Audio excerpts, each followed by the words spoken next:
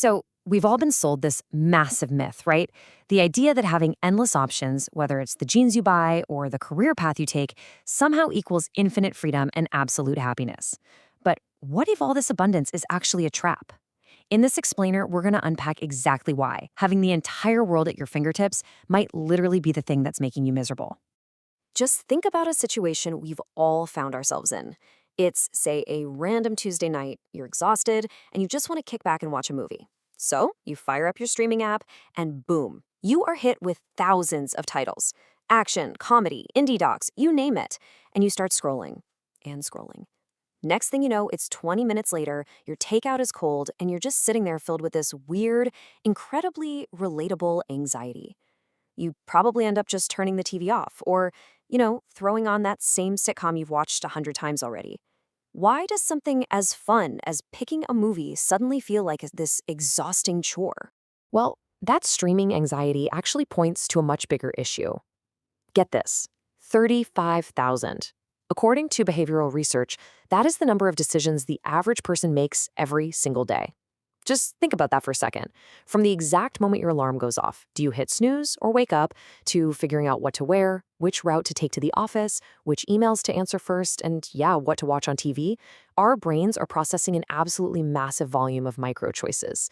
By the time evening rolls around, our cognitive resources are just completely fried. We are dealing with profound decision fatigue. Let's bring this down to an everyday level.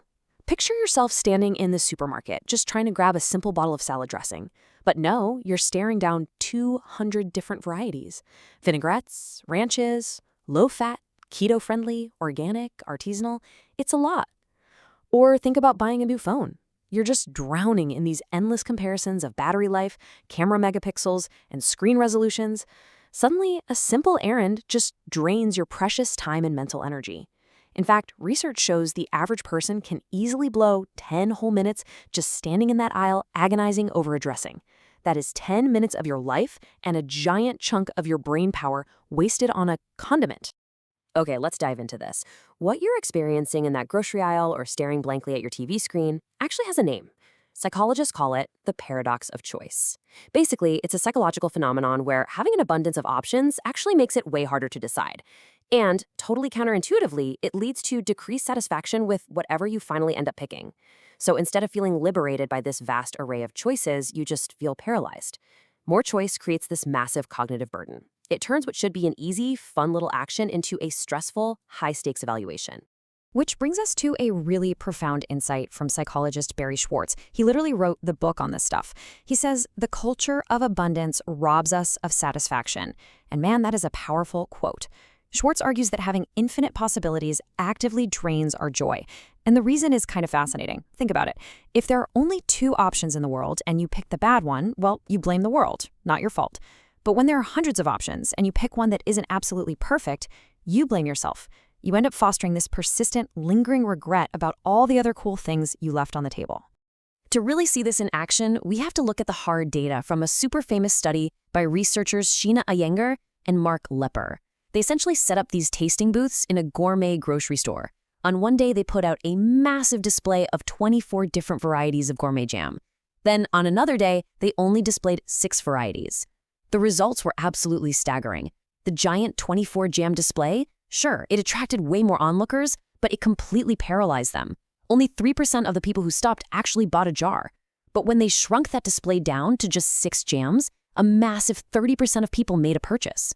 Limiting the selection significantly drove up purchases and consumer satisfaction simply because it removed that choice paralysis.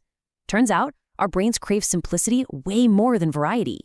So, what does this actually look like in our day-to-day lives? What are the symptoms of all this excessive choice? Well, it basically breaks down into 3 key costs of overthinking. First up is analysis paralysis, where instead of actually doing something, we just get completely stuck in our own heads. Second, we end up with less satisfaction and regret. We're constantly haunted by the what-ifs of all those options we didn't pick.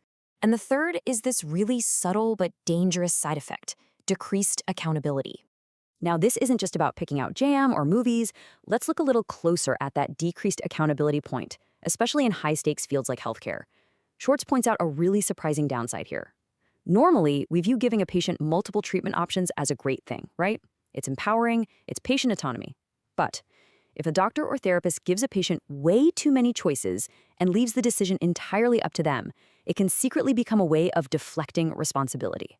If the treatment fails, the professional can subconsciously say, well, hey, you chose this path. So the immense burden of the choice and the blame gets unfairly shifted right back onto the overwhelmed patient.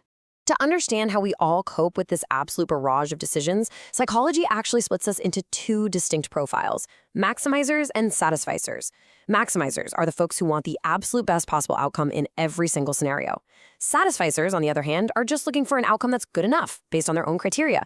So I want you to take a second and really reflect on your own habits. When you're shopping for a laptop or planning a weekend trip, which category do you naturally fall into? If you're sitting there realizing you're a maximizer, well, the research has some pretty tough news for you. Because maximizers are constantly on the hunt for the absolute perfect choice, they end up exhausting immense cognitive resources just comparing every single alternative. And the result? They tend to experience much higher anxiety and that persistent regret we talked about over missed opportunities. Studies even link this constant, self-imposed pressure to higher symptoms of depression. Sure, they might technically make slightly better objective choices on paper, but emotionally, they feel significantly worse about them. Then, conversely, we have the satisficers. These individuals make faster decisions, they experience way less regrets, and they report much greater overall happiness.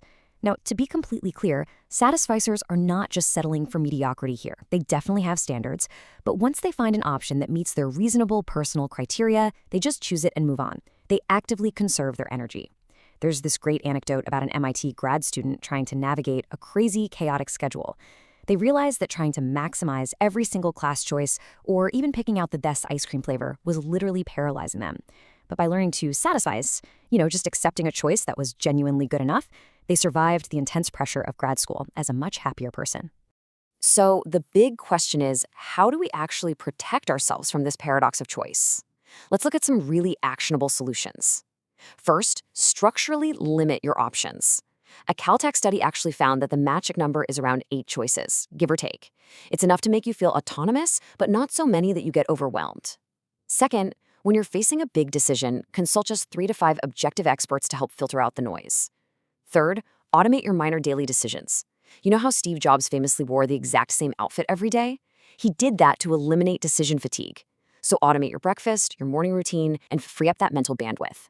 And finally, actively practice embracing that good enough mentality of the satisficer. Because the absolute most crucial point is this: we live in a world that tells us a million options equals ultimate freedom, but true freedom actually comes from peace of mind. By actively minimizing your daily decisions and just letting go of this impossible quest for absolute perfection, you can reclaim your time, your energy, and your happiness. So, I want to leave you with a provocative thought to chew on as you go about the rest of your day. In a world that is constantly begging for your evaluation, what will you choose to stop choosing today?